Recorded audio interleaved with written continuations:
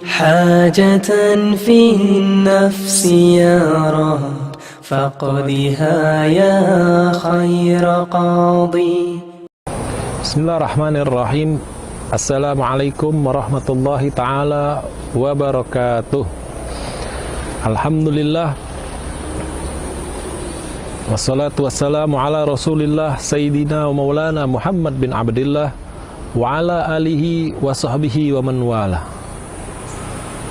Saudara-saudaraku kaum muslimin dan muslimat rahimakumullah, yang berbahagia, yang dimuliakan oleh Allah Subhanahu wa ta'ala dimanapun kalian berada. Pertama-tama kita panjatkan puji syukur hadirat Allah Subhanahu wa ta'ala. Dan pula kita iringkan, kita haturkan, kita curahkan salat serta salam kepada Nabi kita, Nabi besar Muhammad sallallahu alaihi wa ala alihi wa sahbihi wasallam. Saudara-saudaraku kaum muslimin dan muslimat rahimakumullah, kita hidup di muka bumi ini menjadi hambanya Allah Subhanahu wa ta'ala atas ketentuan dan ketetapan dari Allah Subhanahu wa ta'ala. Dan begitu banyak karunia yang diberikan oleh Allah Subhanahu wa ta'ala, begitu banyak nikmat yang diberikan oleh Allah Subhanahu wa ta'ala.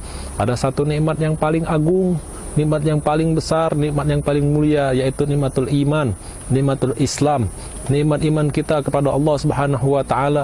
Nikmat Islam, kita bisa menjalankan syariatnya baginda Nabi besar Muhammad sallallahu alaihi wa alihi wasallam.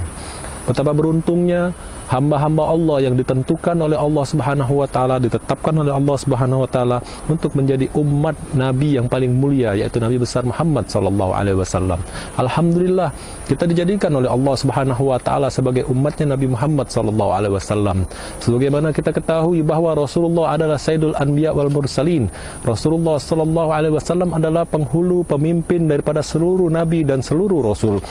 Maka Rasulullah adalah nabi yang paling mulia, maka hamba yang menjadi umatnya Nabi Muhammad pun bisa menjadi tergolong ke dalam golongan umat yang paling mulia di antara umat-umat terdahulu.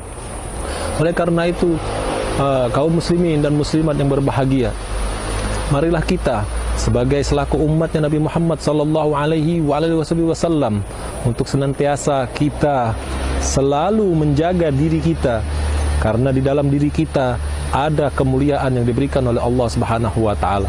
Karena kita merupakan bagian dari umat yang paling mulia. Karena umat yang paling mulia ini adalah umat dari Nabi yang paling mulia.